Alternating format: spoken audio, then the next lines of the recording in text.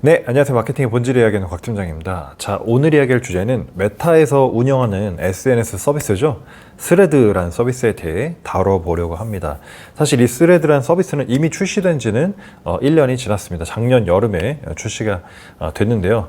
사실 오픈 초기를 생각을 해보면 정말 그 영양가 없는 글들만 난무하면서 서로 마팔 형태로 자기 채널만 이렇게 키우려는 의미 없는 트래픽들만 난무했던 그런 기억이 납니다. 그런데 왜 지금 다시 스레드를 이야기를 하느냐? 이 플랫폼이 최근에 들어서 조금씩 성장하고 있다라는 생각이 들어서인데요. 조금 더 이전으로 거슬러 올라가 보면 사실 클럽하우스라는 서비스도 있었습니다. 그 당시 클럽하우스는 스레드보다도 사회적으로 더 큰 반향이 있었죠. 그런데 이제 그 당시에 클럽하우스를 주도했던 어떤 인물을 생각해 보면 일반 유저들이 아니라 신세계 정용진 부회장이나 현대카드 정태영 부회장, 이제 이런 이미 성공하신 분들이 연사로서 이제 활동을 하면서 사실은 분위기 주도에는 기여를 했지만 결과적으로 모두의 문화살롱 이런 느낌보다는 굉장히 프라이빗한 그런 느낌으로 남게 됐고요. 결과적으로 또 초대에 의해서 제한적으로 가입할 수 있는 그런 구조들이 대중화에는 실패했고 지금은 완전히 죽어버린 서비스가 됐습니다. 자, 그러한 뒤에 이제 스레드가 등장을 했는데요. 그러면 오늘은 스레드가 왜 지금 다시 SNS 서비스로서 성장을 하고 있는지, 우리는 이를 어떻게 하면 활용하면 좋을지 같이 한번 다뤄보도록 하겠습니다. 자, 첫 번째, 게시물 주제의 다양성입니다. 지금 스레드에 들어가 보면요, 특정 전문가, 지식인 집단이 자기만의 전문적 지식을 공유하는 이런 컨텐츠도 있고요. 일반 유저들이 자기만의 어떤 대인관계나 연애라든지 직장생활이라든지 이런 고민 상담을 하는 그런 대중적인 글들이 같이 두 가지 트랙으로 올라오고 있습니다. 그렇다 보니까 사실은 우리가 트위터처럼 특정 주제나 관심사만 가지고서 이야기를 다루는 것이 아니라 누구나 참여할 수 있는 주제, 그리고 또 뭔가 내가 전문적인 어떤 관심사가 있다고 하면은 그 안에서 배움이나 인사이트를 얻을 수 있는 주제, 이런 두 가지 결이 같이 공존하고 있다라는 생각이 듭니다. 그러다 보니까 누구나 참여해서 대중적으로 이용하기가 굉장히 좋은 형태로 운영이 되고 있다는 겁니다. 두 번째는 콘텐츠 형식의 차별점입니다. 지금 아시겠지만 이제 영상이나 이미지 같은 콘텐츠 포맷은 유튜브랑 인스타가 담당을 하고 있고요.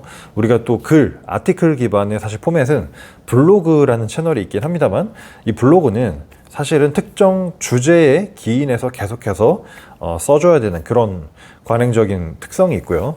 그리고 블로그를 쓸 때는 자기가 어쨌든 그 주제에 대한 사진이라든지 혹은 글에 대한 분량이라든지 어느 정도 좋은 글이 되기 위해서 갖춰야 될 요건이 존재를 합니다. 그러다 보니까 누구나 우리가 블로그를 운영한다기보다는 정말 전문적으로 이걸 업으로 하시는 분들이나 수익성 블로그를 위해서 하시는, 속된 말로 이제 블로거 분들이 운영을 하고 있고, 사실 일반인들이 대중적으로 쉽게 글을 쓸 수 있는 플랫폼은 조금 아니라고 생각이 듭니다. 국내에서는 이제 브런치라는 플랫폼이 또 있긴 한데, 여기도 작가 이제 승인을 거쳐서 글을 쓸 수 있는 구조고, 트래픽도 예전에 비해서 많이 떨어지다 보니까 사실은 스레드는 이런 빈틈을 이제 파고들어서 누구나 들어와서 이제 글을, 자기 생각을 자유롭게 남길 수 있는 형태로 포지셔닝을 하고 있습니다. 자, 세 번째, 플랫폼의 운영 시스템입니다.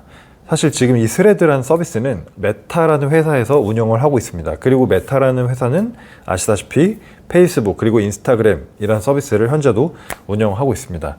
페이스북은 예전에 아시겠지만 우리가 사람과 사람의 연결을 통해서 친구가 맺어지고, 이 친구의 지인을 통해서 이 사람이 어떤 인맥, 어떤 관심사를 가지고 있구나, 이렇게 추적하는 경향성이 있고요.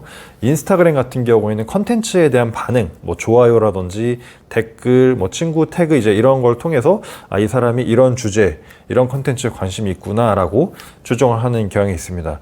자, 그러면 이제 메타 입장에서는 페이스북하고 인스타그램에서 학습된 개인의 관심사, 개인 맞춤형 컨텐츠에 대한 알고리즘을 가지고서 그것을 그대로 이번에 새로 시작한 스레드라는 플랫폼에 적용을 했기 때문에 어느 정도는 학습된 알고리즘 자체를 가지고서 운영이 진행이 잘 되고 있다라고 볼 수 있습니다. 그리고 이제 유저 자체를 아예 새로 모으는 게 아니라 이미 인스타그램에서 인스타를 쓰고 있던 분들을 스레드로 이제 유입을 시키고 있고요. 또 이미 친구 관계가 맺어져 있던 사람들을 그대로 네트워크를 반영을 했기 때문에 어느 정도는 초기 유저 확보에는 성공을 했다라는 생각이 듭니다. 자, 네 번째는 콘텐츠의 지속 가능성을 의미하는 SEO입니다. 우리가 페이스북이나 인스타그램에 이제 게시물을 등록을 하게 되면 처음에는 노출이 잘 되다가 사실 시간이 일주일, 이주일이 계속 지나게 되면 이 뉴스피드 구조를 따르고 있기 때문에 점점 밑으로 내려가면서 사실은 사람들한테 거의 노출이 되지 않게 됩니다. 물론 구글이나 포털에서 검색을 했을 때 인스타, 페이스북 게시물이 안 나오는 건 아니지만 사실은 대부분 뭐 이미지 중심의 카드뉴스로 돼 있을 때도 있고요. 특히 이제 유튜브 같은 경우에도 영상이다 보니까 이 구글 검색 로봇이 콘텐츠를 가져온 데 있어서 사실 이 정보를 색인해 오기가 굉장히 제한적입니다. 하지만 스레드는 콘텐츠 포맷이 바로 이 글, 아티클 포맷이라는 것에 강점이 있습니다. 그리고 얼마 전에 이제 구글 SEO를 지원하겠다라고 이제 밝힌 바가 있는데요. 실제로 이제 구글 로봇이 읽어오는 그 색인해오는 콘텐츠의 이제 유형 자체가 주로 이제 글을 기반으로 하는 것들이 많죠. 뭐 웹페이지에 등록된 뭐 문맥이라든지 웹사이트에 등록된 글을 가져오는 경우가 많다 보니까 이런 측면에서 이제 시간이 지나더라도 그 스레드라는 플랫폼 안에서만 쓰여지고 휘발되는 사라지는 그런 콘텐츠가 아니라 지속해서 필요한 사용자가 구글에서 검색을 했을 때 스레드의 콘텐츠가 노출이 되고 여기에서 조금 더 트래픽을 계속해서 얻을 수 있는 그런 구조로 가겠다라는 전략으로 풀이가 됩니다. 따라서 콘텐츠가 검색을 하는 사람들에게 지속적으로 보여지고 조금 더 가치 있게 활용될 수 있다는 점에서 가능성을 가지고 있습니다. 자, 다섯 번째, 비즈니스적 기회와 수익화가 가능합니다. 우리가 인스타그램이나 유튜브에서 이 창작자를 비즈니스적으로 섭외를 하려면 사실은 그 뉘앙스가 브랜드에서 창작자에게 동의를 구해서 혹시 이거 해주실 수 있나요? 라고 이제 부탁을 하거나 그런 동의를 구하는 경향이 조금 강합니다. 그런데 이제 스레드에 들어가 보시면 사실은 거기에서 활동하는 창작자들이 먼저 적극적으로 자기만의 어떤 노하우나 이런 지식들을 설파를 하면서 사실은 잠재 고객을 어떻게 보면 유인하는 그런 형태로의 영업관리가 진행이 되고 있는 그런 모습을 띠다 보니까 사실 우리가 비유를 하자면 마치 정말 도매 시장 이런 상인들이 일단은 친근하게 고객하고 대화를 하듯이 몇 마디 이제 대화를 통해서 뭔가 물건을 구매하고 용역을 주고받기가 상당히 유리한 구조로 흘러가고 있습니다. 창작자들이 일단 매일 꾸준히 자기만의 콘텐츠를 발행을 하고 또 그것을 보는 이제 구독자나 유저들이 댓글을 이제 주고받으면서 소통을 하는 이런 구조인데요. 그렇다 보니 아직까지 유튜브처럼 광고적인 그런 수익에 대한 개념은 없지만 창작자 그리고 고객, 구독자죠. 이들이 자유롭게 소통하면서 서로 유연하게 용역이나 비즈니스에 대한 기회를 주고받는 그런 구조로 현재 발전이 되고 있다 생각이 듭니다. 자, 이렇게 해가지고 사실 스레드가 출발 시점 작년 이맘때죠.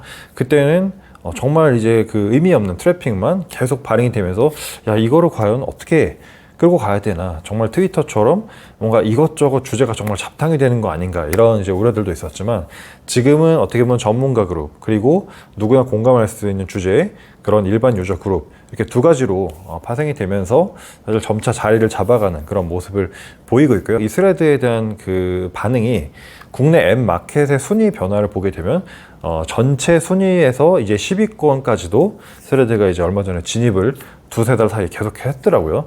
그만큼 사람들이 반응을 보이고 있는 현재 시점인 것 같습니다. 현재로서 이제 스레드는 개인 창작자에게 조금 더 중심이 좀 가 있지만 사실 조금 더 생각해 보면 우리 기업이나 브랜드의 입장에서도 또 하나의 공식 채널로서 운영하기에 충분히 이제 기회가 있는 그런 이제 플랫폼의 가능성도 잠재되어 있다, 이렇게 볼 수 있겠습니다. 네, 그래서 오늘은 최근에 이제 떠오르는 스레드라는 SNS 플랫폼에 대해서 같이 한번 알아보면서 어떤 점들이 과연 스레드를 계속해서 성장을 견인하고 있는지 다뤄봤습니다.